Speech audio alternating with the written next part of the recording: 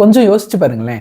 நீங்க பல வருஷமா பண்ணிட்டு இருந்த ஒரு மூவி ஒரு சின்ன தப்பான கமாண்ட்னால மொத்தமா டெலீட் ஆனா எப்படி இருக்கும்? 1998ல பிக்சார் டாய் ஸ்டோரி 2 பல வருஷம் ஹார்ட் ஒர்க்ல கிரியேட் பண்ணிட்டு இருக்காங்க. ஆல்மோஸ்ட் 90% ஆஃப் த மூவி முடிஞ்சிருச்சு. இப்போ ஒரு நாள் ஒருத்தர் ஒரு கமாண்ட் கொடுக்குறாரு. ஆனா அந்த சிஸ்டம்ல ஏற்பட்ட ஒரு சின்ன டெக்னிக்கல் கிளிச்னால அந்த கமாண்ட் தவறுதலா அந்த சிஸ்டம் ப்ராசஸ் பண்ண ஆரம்பிச்சு அந்த மூவியை டெலீட் பண்ண ஆரம்பிக்குது. அந்த கமாண்ட் ரன் ஆக ஆரம்பிச்ச சில செகண்ட்ஸ்லயே வுட்டியோட ஹேட் மறைஞ்சு போகுது. இது எப்படி நடந்தது அப்படின்னு அவங்க பார்த்துட்டே இருக்கும்போது அவங்க கண்ணு முன்னாடியே மொத்த வுட்டியுமே மறைஞ்சு போகுது.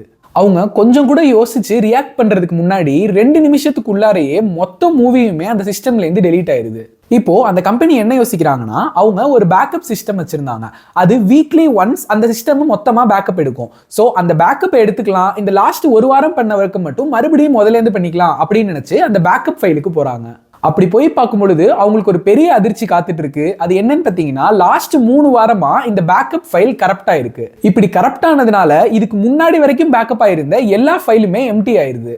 ஸோ ஒரு மூவியை பல கோடி இன்வெஸ்ட் பண்ணி கிரியேட் பண்ணது 90% முடிச்சதுக்கு அப்புறமா மொத்தமா டெலீட் ஆயிருச்சு, பேக்கப்பும் இல்லை. அவ்வளவுதான், பிக்சாரால இந்த மூவியை ரிட்ரைவ் பண்ண முடியாது, அவங்க சொன்ன டேட்டுக்கு ரிலீஸ் பண்ண முடியாது, இதுக்காக இன்வெஸ்ட் பண்ண அமௌண்ட்டே திருப்பி எடுக்க முடியாம பிக்சாரே மூடிடுவாங்க அப்படின்னு எல்லாரும் பயந்தாங்க. இப்போ என்ன பண்றது அப்படின்னு எல்லாரும் பேனிக்ல இருக்கும் பொழுது அவங்களுக்கு ஒரு ஃபோன் கால் வருது. அந்த ஃபோன் கால் பண்ணது இதே பிக்சார்ல ஒர்க் பண்ற ஒரு எம்ப்ளாயி கேலின் சூஸ்மன். இவங்க யாருன்னு கேட்டீங்கன்னா, இதே பிக்சார்ல ஒர்க் பண்ற ஒரு எம்ப்ளாயி. ஆனா அப்போதான் மேட்டர்னிட்டி லீவ் முடிஞ்சு திருப்பி அவங்க ஒர்க்குக்கு வந்திருந்ததுனாலையும் தன்னோட 6 மாச குழந்தை வீட்டுல தனியா இருக்கிறதுனாலையும் இவங்களுக்கு special work from home permission approve ஆயிருந்தது. இவங்க கால் பண்ணி சொல்றாங்க, இப்பதான் நான் கேள்விப்பட்டேன் மூவி மொத்தமா டெலீட் ஆயிருச்சு, பேக்கப் ஃபைலும் கரப்ட் ஆயிருச்சு அப்படின்னு எல்லாரும் பேசிக்கிட்டாங்க. அந்த மூவியோட ஒரு பேக்கப் ஃபைல் என்னோட பர்சனல் கம்ப்யூட்டர்ல ஸ்டோர் ஆயிருக்கு, அதை வந்து எடுத்துட்டு போங்கன்னு கால் பண்றாங்க. உடனே அவங்க வீட்டுக்கு ஓடி போன இந்த எம்ப்ளாயிஸ் அவங்களோட பர்சனல் கம்ப்யூட்டர், அந்த ஹார்ட் டிஸ்க் எல்லாத்தையும் ரொம்ப பத்திரமா இவங்களோட ஸ்டுடியோக்கு எடுத்துட்டு வராங்க.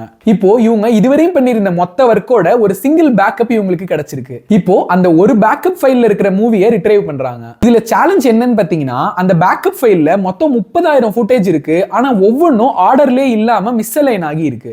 சோ இந்த எம்ப்ளாயிஸ் எல்லாரும் மொத்தமா மேனுவலா ஒவ்வொரு வீடியோவா பிளே பண்ணி பார்த்து இந்த 30,000 ஃபுட்டேஜஸையும் அலைன் பண்ணி இந்த மூவியை ரிட்ரைவ் பண்றாங்க. இப்போ சக்சஸ்ஃபுல்லா அந்த 90% மூவியும் உங்களுக்கு திருப்பி கிடைக்குது. இப்போ மீதி இருக்கிற 10% ஒர்க் மட்டும் பண்ணி இந்த மூவியை ரிலீஸ் பண்றாங்க. இந்த இன்சிடென்ட்க்கு அப்புறமா தான் பிக்சார் அவங்களோட பேக்கப் அப்டேட் பண்ணி வாரத்துக்கு ஒரு தடவை ஆகுறது அப்படிங்கறத டெய்லி ஒன் டைம் ஆகும், அது டெய்லி ப்ராப்பரா ஆகுதா அப்படிங்கறத அந்த எம்ப்ளாயிஸ் செக் பண்ணணும் அப்படின்னு சொல்லி நிறைய அப்கிரேட் பண்றாங்க. கொஞ்சம் யோசிச்சு பாருங்களேன், அந்த எம்ப்ளாய்க்கு மட்டும் ஒர்க் ஃப்ரம் ஹோம் அப்ரூவ் ஆகாம இருந்திருந்தா இவங்களுக்கு இந்த ஒரு பேக்கப் கூட இல்லாம போயிருந்திருக்கும். இன்னைக்கு பிக்சார் அப்படின்னு ஒரு கம்பெனியே இல்லாம கூட போயிருக்கலாம். சோ இதை பார்த்துட்டு இருக்க மேனேஜர்ஸ் உங்களோட எம்ப்ளாயி ஒர்க் ஃப்ரம் ஹோம் கேட்டாங்கன்னா அதை அலோவ் பண்ணுங்க.